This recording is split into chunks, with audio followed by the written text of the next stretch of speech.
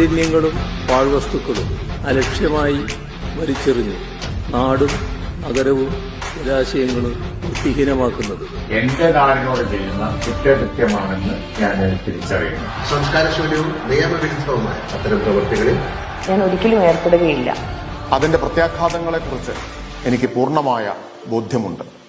അതിനാൽ ചെറുതോ വലുതോ ആയ ഒരു പാഴ്വസ്തുവും ഞാൻ വലിച്ചെറിയില്ല. നിരോധിത പ്ലാസ്റ്റിക് ഉൽപ്പന്നങ്ങളും ഞാൻ ഉപയോഗിക്കില്ല. മാലിന്യമുക്ത നവകേരളത്തിനായി നാടിനൊപ്പം ഞാനും ആത്മാർത്ഥമായി പ്രവർത്തിക്കും എന്ന് പ്രതിജ്ഞ ചെയ്യുന്നു.